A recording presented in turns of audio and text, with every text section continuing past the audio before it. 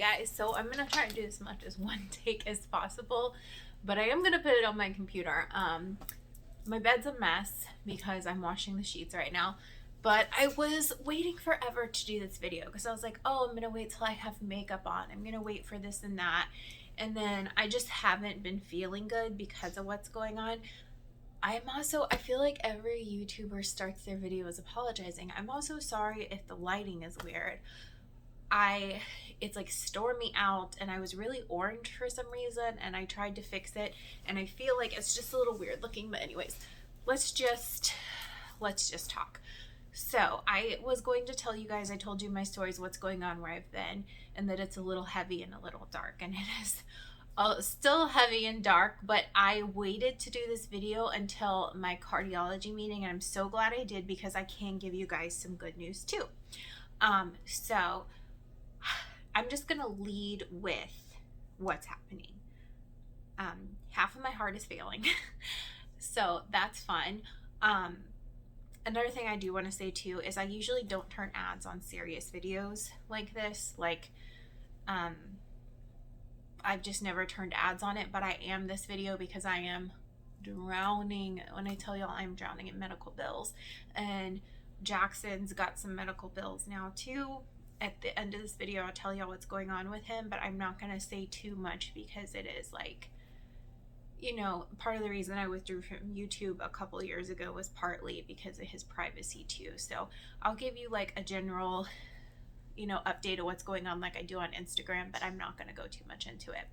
So this all kind of started back in, I want to say I started having the issue, like the feeling I was feeling like I was gonna black out around September. It started.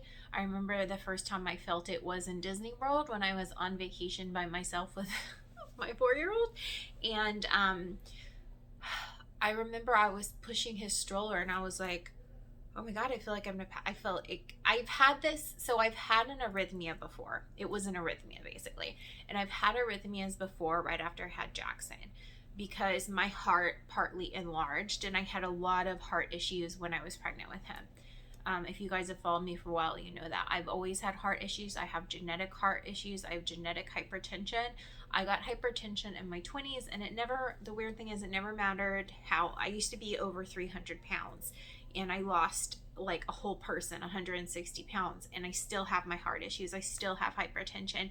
And with the type of hypertension I have, the genetic aspect of it, I could eat salt. I could not eat salt. I could do all this stuff that they, like, you know, a typical person that has hypertension because of things that not they're doing, but diet choices and maybe like their body weight and stuff would kind of eradicate it. Like, not for me. Like, it just has been an issue. And I've had that issue forever. And then like my heart just went crazy when I was pregnant. And then it was fine. I had my surgery. I've been so physically active. I was working out 2 to 3 hours a day, every single day, just living my best life. If you guys follow me on Instagram, you've seen more of my journey to losing 160 pounds, and you guys have seen my gym checks and like how active I was at the gym. I get up at 4 every morning and go. So it's like this kind of hit me out of nowhere to start having like heart problems again. It started, I had an arrhythmia in Disney. I'm pretty sure at this point that's what it was.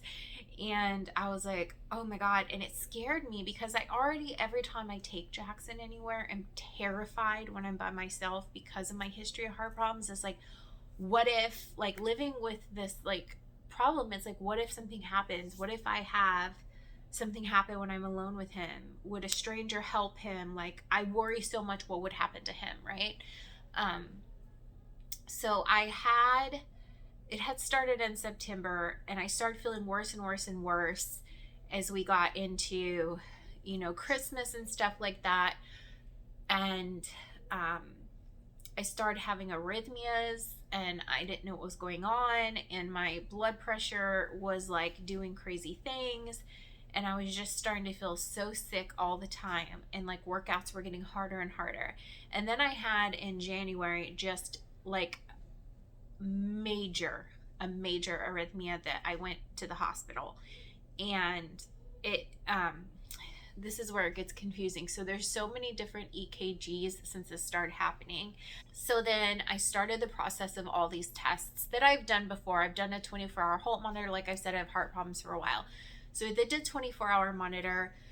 The arrhythmia, because I had another one when I got to the hospital, the arrhythmia stuff the hospital showing wasn't showing like an SVT kind of arrhythmia. It was more like the way it happened and it wouldn't stop was more, and I didn't start blacking out like the can kill you kind of arrhythmia. I don't know how to explain it unless you have heart problems or have been through this.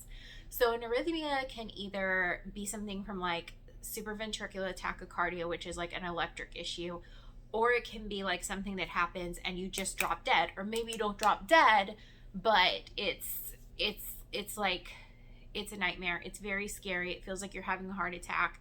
I start blacking out on them. Anyway, so I'm trying to remember this because it's just been like, it's been a freaking nightmare. So the hospital, and at that point, after that happened, I started losing like my ability to function. You guys, I live with a chronic illness. I live with chronic pain every day, and this stuff going on with my heart, I couldn't push through. I literally started feeling like I'm gonna feel like I'm not gonna make it. Like I can't push through this. I don't feel good all the time. Anytime, it reminded me of the end of my pregnancy where I had superimposed preeclampsia, and it was like I haven't been able to function. I don't know how else to describe it. I can't move around a lot without my heart rate going up, which in the past I've also been treated for tachycardia and it kind of just went away. But this is like was on such a different level. So did I say that? I feel like I'm all tongue tied. I'm on new meds, so you guys forgive me if I'm all over the place with this. If you followed me on Instagram, you've seen the progression of all this and all the tests, and you're probably more familiar with what I am talking about, starting with the hospital visit. So they're like, okay, let's get your yearly echo and all that stuff. Let's just start figuring out what's going on. So we do all these tests. We put my echo off because they wanted to do the 24-hour Holt monitor, and they wanted to do that first. And we had to go through all this stuff with my insurance. They also wanted to do a sleep study, and all this stuff like was taking time because I hope that doesn't like mess up my video. I'm probably gonna bleep that out because if you say the C word or the situation that started in 2020, like whatever like reviews these videos, Autobot like it's a freaking transformer. YouTube picks up on certain words, and if they think you're talking about something with misinformation, if you know what I mean, it will take the ads off your video. So with the situation of 2020 that started in 2020, we all know it's extremely hard to get into doctors and see appointments, and things are taking a little longer. So everything was kind of like a slow pace. And then we had the Texas week from hell where we froze. We lost power for a week. We lost power because the power company turned it off and couldn't turn it back on.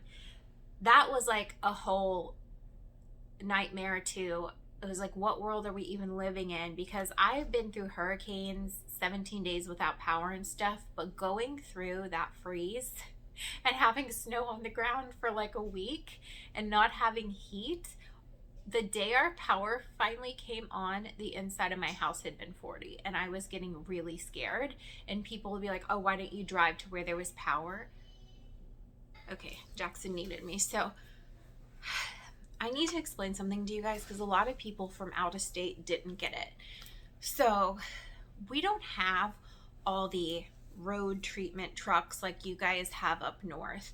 We don't have the same stuff here that you guys have, because we don't get that kind of freeze, that kind of snow. When we get snow like once every few years, it like falls and then it melts within a couple hours, and that was it. That was our little snow for the next few years. So I also need people to understand too that we're super judgy. So getting on the road wasn't exactly the safest option.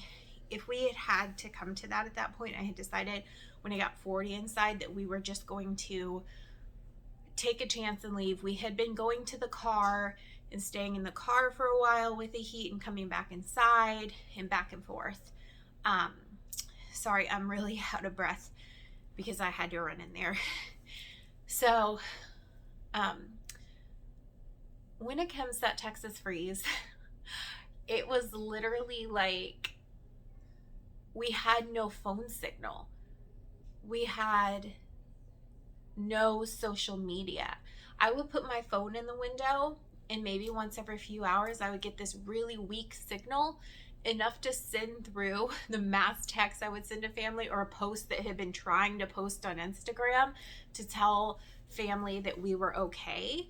Like, I would get all my family's texts at once, and they would get all mine at once.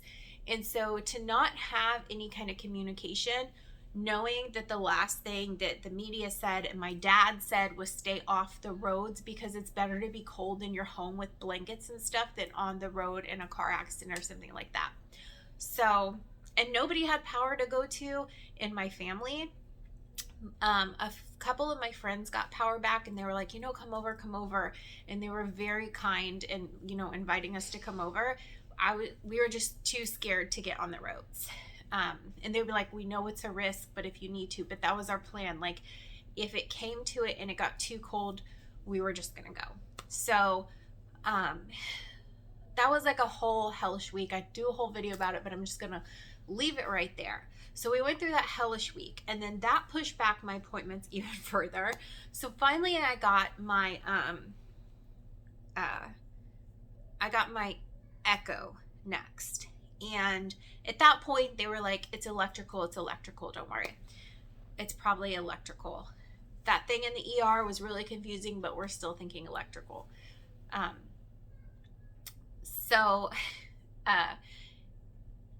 In my echo, I'm sorry if this is like spacey. I'm trying to remember it all. It's been a long chunk of time that this has all been happening. So in my echo, that's where they do like an ultrasound of your heart.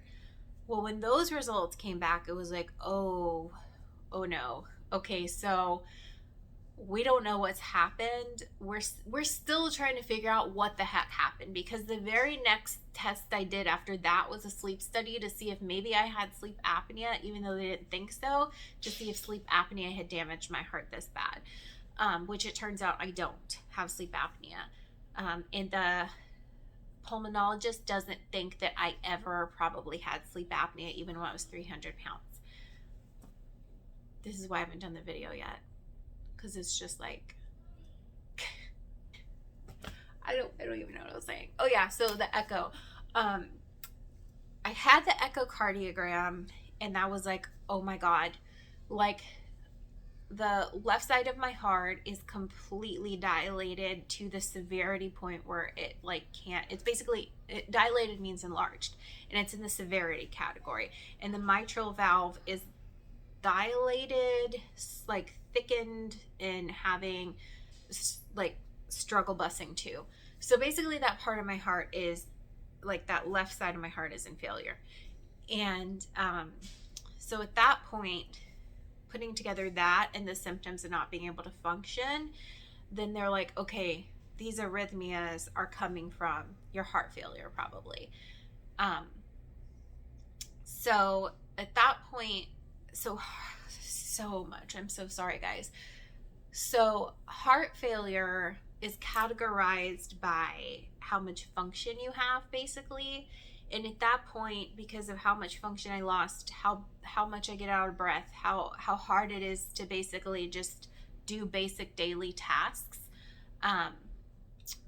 it was seeming more severe. So like the survival rate for the type of enlargement I have, basically, is like 40 something percent at 40 something percent survived 10 years. And at that point, it's like, okay, it might actually be 5 to 7 years. And that was traumatizing for me. It was like, what? If you guys follow me on Instagram, you know that I've just, during that time period, was not myself. I couldn't even be on social media. I went through like all the phases, like denial, just like all this stuff, right? I'm about to cry just time. I told myself I wasn't going to cry during this. It's just a lot. And so the next priority became, because now I'm at such high risk for stroke, arrhythmias, especially like strokes, the next priority became finding any like kind of sub issues that will put stress on my heart and removing them. So the sleep apnea. Had I had sleep apnea, added that damage to my heart, we needed to know. I have no apnea. Sleep study came back with none. But so that would have been a stress that they would have removed. Like, this is a good thing, we can remove this. They couldn't because I don't have it. Okay, I swear we're going to get through this. All right, so the next thing is I have anemia. I've had it a long time. I had it before my bypass. Like, it's been years and years and years. So my blood work actually is pretty good. It's been way worse than the past. But because of the issues with my heart and the risk like anemia puts you at for like making your heart fussy, and like it can trigger stuff like that, especially if you have heart issues, they started regular infusions. So I'll get infusions. Right now I had my first set with my new hematologist, and I think I have 1 week left till my next blood work to where they see if I need a booster. And if I had been somebody that didn't have this going on, they would probably have not done an infusion. But I've been on iron pills, and they actually upped it to see if we could do that first, and it did not change it that much. So they're like, just to be safe, we need to keep your iron. Perfect. So I started infusions, and that made me like, it's just like with my heart getting like more crazy, it's like I like swelled up, my face swelled, I didn't look like myself. My family, the very next day I saw my family that day after, because we picked up Jackson. And then we the next day I celebrated Mother's Day. I went to my dad's house. I couldn't go swimming with anyone. I just felt so sick. My family was like, oh my God, especially my stepmom. She's like, your face looks so different just from yesterday, because they gave me steroids and pain medication before they started the infusion, but my face still like swelled really bad. And like I had this rash and made it look like I had black eyes, and I just like felt terrible. Like, I'm really hoping I don't need the booster, because I don't want to go through that again. But I will have to, because every 4 months now, a hematologist is added to my care team, and every 4 months I will get infusions as needed for the rest of my life. So there's that. And then I did a 30-day monitor, which I had to have on. It actually ended up, it's 30 day to 60 day is what they decided. And then after 36 days, my cardiologist said, take it off. We have enough information. So then with the information from that and like pinpointing, the monitor was called an event monitor. And I kind of wish I had done this video with you so I could show y'all, but I had a cell phone and it connected to live monitoring. And so sometimes it would send me a message and be like, hey, what's going on? Fill this information out and tell us what you're doing right now. And then one time they called and was like, what are you doing? Sit down. And then another time, like other times, I would push the button when I didn't feel good and report the symptoms. So, gosh, I don't remember what I was saying. You guys, I don't know if I've ever like shared this much with y'all, but I have severe ADHD since childhood, and this is why I struggle with talking so much in videos and being so all over the place. But like the smallest thing makes my brain like, what was I talking about? The monitor. Okay, so I have had arrhythmias where I black out, and one actually happened in Jackson's gymnastic class on the monitor. I was so embarrassed because I was sitting there like, oh my God, like I could feel it, and I was trying to grab, like I was trying to grab the phone to record the event, and I couldn't, so I squeezed the like computer part that sits here to do it, because you can either hit the phone or you can hit like the emergency button on your monitor. And it had like these leads and stuff. I'll put a picture in the thumbnail, and I'll try to put a picture in here. The 24-hour monitor had way more leads. The event monitor, I think I had 4, and I had to change them out all the time, like, and I could just take showers, and it was like a whole thing for 36 days. And so I hit the button, I started. I don't remember anything. I remember being like, oh, like what's happening? And then all of a sudden I had a parent like holding me, and I'm like, I was like, what? And they're like, you started, like your eyes rolled back, and your like colors started changing, and you started sliding out. So Justin had to come pick me up at gymnastics. I was so embarrassed. Like, it was just so embarrassing, and I shouldn't be embarrassed, but I was. I feel like I caused a scene. Like, that's the best way I can describe it. Even though like Jackson never saw it. They were like far away when it happened, but I was still just mortified for some reason.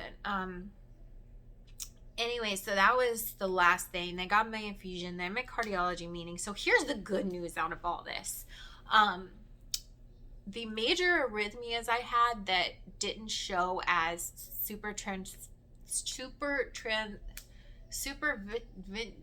SVT, the ones that didn't show as that is what threw the cardiologist off, and my symptoms and my echo, which showed, you know, like the half of my heart that's having issues and failing. So the weird thing is I have that, but then I actually have developed SVT. This is the good news. That is not, those arrhythmias can't kill me. And the 36-day monitor that I wore actually showed mostly I was having those types of arrhythmias, the supraventricular tachycardia arrhythmia. So it's not great like to go through, because it's like, what's happening? You start blacking out. It's really scary. It feels like your heart shuts down and restarts, like a computer shutting down, restarting, and just going absolutely insane. That's the best way I can describe it. But those arrhythmias can't kill me. There's the silver lining, and they're treatable by medication. Although realistically, I am probably going to have the surgery or the procedure. It's called an ablation, and it will burn out. They drew me a picture, and I'm still a little confused. We're trying medicine first. That's always the go-to. But because it's so severe and everything else going on, and I'm already on other medicines for my other issues, it's like, we're going to try the medicine. Realistically, it might not work. And if I feel it's not working enough, if I don't feel happy when they adjust it, before the end of the year, I will have the heart ablation.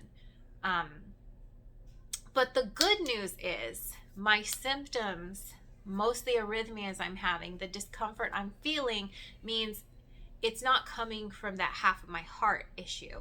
So it takes like the heart failure category and moves it from yeesh to okay, like this is, I'm probably going to be in the 47% survival of like past 10 years. So that's the good news. Is it's not as dark and grim as we thought. And the dark and grim part of it was masking the part that's fixable. That's the best way I can describe it. And I'm sorry if any of that was confusing. It's been a lot to process for me, and a lot of like,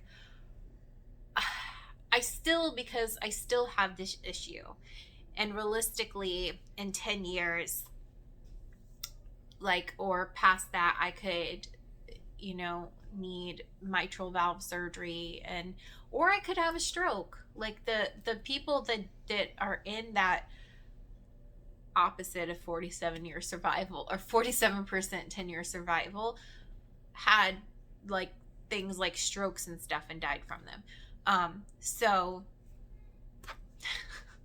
there it is. That's my explanation. It is scary, and I've been on like a roller coaster of emotions, not knowing how to feel, but I am very hopeful now, and I feel so much better knowing the majority of the arrhythmias I'm experiencing are actually the treatable, non-deadly kind. So, like, that's all I can say. Like, I still just am like, what the hell, 2021? What the hell? But I'm hopeful. I go through like phases of hopeful. I go through phases of like emotional upset, because like I lost my mom at 22, and like that's been like a whole just, sad thing to go through, and to go through infertility and not have your mom, to have a baby and not have your mom. It actually, like, what I've been through made me start the process of like recording more stuff with me and Jackson, like taking pictures, like special moments. And I'm gonna start doing I'm gonna start writing him cards for big days, in case, God forbid, I'm not ever there for them, like his wedding day, like open this on your wedding day, but also videos, like video messages. So while the positive outlook is there's a good chance with technology and stuff that I will be there for that stuff, there's still a chance I might not. So I want to be hopeful and stuff like that, but I also want to be realistic. I want to be hopeful that with medication and stuff like that, I won't experience things like strokes. And this is much more manageable. And I just got a lot of good news that I'm thankful for. I'm really scared to have like heart ablation. It, like, just the thought of burning out something in my heart kind of freaks me out. But if it's necessary, it's necessary. And I'm really hopeful that I can just get my life back. Like, I was so active. I was in the gym constantly, and now I can't even do anything physically. Like, it just sucks. Like, I'm gonna cry. The gym became so important to me, and then I just kind of like lost that ability to work out, like weightlifting and all that stuff had just become like so therapeutic for me, and to lose that really sucked. It still sucks. But it seems so silly, something to cry over, but that had been something that changed my life so much, and it was almost like therapy for me. And it made me so happy, and to like suddenly be in a place where I can't even like go for a walk without worrying about having an arrhythmia or my heart rate getting so high. There was one time I was in my cardiologist, one of my appointments, where I almost got defibrillated. It's just been like a lot. It's been a lot, but I'm really hopeful. And going through this actually made me want to start doing YouTube again, which I had pulled away from because this journey of like my weight loss was so personal, which sounds so absurd, but I get so much negativity sometimes from YouTube that's not there on Instagram. Oh, there's negativity on Instagram, don't get me wrong. I'll share like really crazy stuff I get, but I don't know why YouTube became such like a negative place. I guess because there's no accountability for people, and I've always been able to be like whatever, but with the weight loss thing, it was like, this is so important to me. I don't have the energy to deal with nasty people. And usually I'll sass back, like people are like, don't engage trolls. I get like the worst attitude. You guys know I have like the worst sass in the world, but that journey was so, I don't know, personal to me. So I shared it, like micro shared it, instead of like used to share things on here. But everything I'm going through, I look back at YouTube videos, all the memories we've made, and I'm like, those are there always for Jackson. And while I still want to keep him protected from this world, I still don't mind sharing him a little bit, but him not being a focus. It's funny because so many people now are canceling family vloggers, and I saw some of the stuff I agree with, I've always cringed over. And it's funny because I saw a video, I think it was Dad Podcast Challenge, and he said something about like, unless these people are using all their ad revenue on their children, it's wrong. And I had to laugh, and I almost left a comment, but I was like, I don't want to deal with any of the that comes from that. But the funny thing is, I've always used my YouTube money solely on Jackson. Even things that have nothing to do with him, all my ad revenue, all my sponsorships on Instagram, every penny I make on social media, I've used to take care of Jackson. So that's a funny thing. It's like, okay, well, I guess it's been okay. I've shared him. Like, I don't know.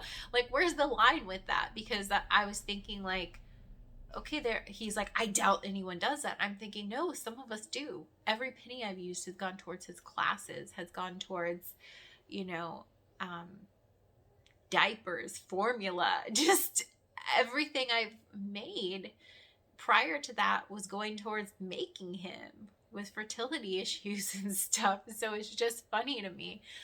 But if you guys noticed, I pulled away a couple years ago, and a lot of that was to protect Jackson, and I was less and less active on here, and I changed my style videos, and I still shared things like Disney trips with you guys, but then when my weight loss journey started, I was like, this is a part of my life I don't want to share because I want to be successful in it, and this is what's best for my mental health. But now I'm ready and feeling in a place to share these things with you guys, because I get so many messages on Instagram like, I've been watching you since you were trying to get pregnant with Jackson. I miss you so much on YouTube. And I'm super active on Instagram, but for the longest I couldn't mentally set up a camera and talk, and I don't know what it is about the weight loss. I know what it is when I pulled away before, but the complete pull away with the weight loss, like with Jackson, pulling away for like feeling like I was protecting him more, and then with the weight loss, just completely pulling away. I can't describe to you guys what is going on with me mentally. But on the topic of Jackson, so he's having muscle issues. He still has a neurology appointment, and he started tiptoe walking a few months ago, just a little bit and then a little more. And you guys know that I was a teacher. I worked with gifted and talented. I also worked with autistic kids, so I know that tiptoe walking can be a symptom of that, or something kids with autism do. But it's also completely normal in a certain age range. What the thing is like tiptoe walking usually ends around 5, and he just turned 5. But all of a sudden, he started doing it, and then more and more and more, and then all the time. And I was like, this is weird, because he doesn't have any, he doesn't like loud noises and stuff like that. I honestly sometimes wonder, because of some of the sensory issues he has and the things he'll say, if he might just be neurodivergent like me and have ADHD. But I've never seen anything where I thought like, oh, like he might have autism. And I was like, something's going on. And something told me to take him to the pediatrician, because he was saying like his legs hurt. And then he was losing some bit of, what's the word? I just went blank. Coordination. That kind of scared me. So I was like, you know what? I'm going to make a pediatrician appointment. And she was concerned by the way he was walking and like his muscles. And so he saw a orthopedic surgeon at Texas Children's Hospital, who said that his bones are growing, which he's giant. He's super tall. Like, and he has these growth spurts that are unbelievable. And everyone that meets him is like, why is he so tall? He's in like 8s and 10s and clothes. And not because of like his girth. It's because he's so tall.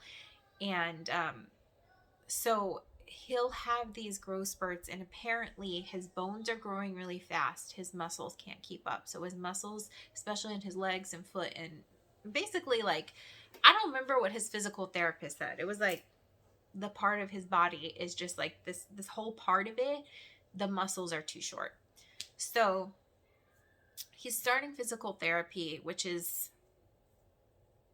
so expensive, and we have a high deductible plan.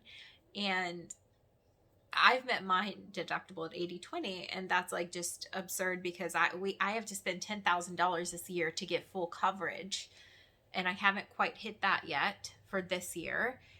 And then he has to hit 3,500 or 4,000, I can't remember, for him to get 80/20. The moment I hit 80/20, it stopped going towards my family. If you're from out of the United States, you're probably like, what? It's absurd. It's absurd here. And so he has to hit his deductible for insurance to start paying 80%. It's $500 a PT session. So I'm like, so I turned my ads on, just so y'all know. And I've got to order him some equipment for the house. And he's also probably going to be in braces when he sleeps, leg braces. So all of this is to help his muscles so that we don't have to get any kind of tendon surgery, because it can get so severe that kids actually get like stuck on their tiptoes, basically, because their muscles are just so tight. There's just no more give, I guess, and they have to have muscle tendon surgery.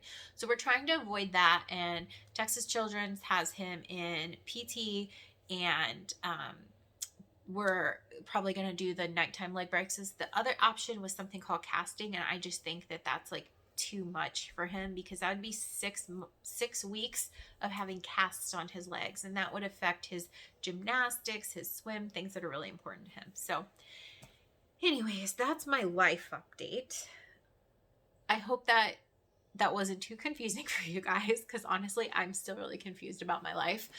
And yeah, so I'm going to try to make some kind of video once a week, and I feel like that's going to help me mentally, and also, you know, be able to just have these like videos here. God forbid. That's so morbid. God forbid I kick the bucket. There's memories of me on the internet for my family.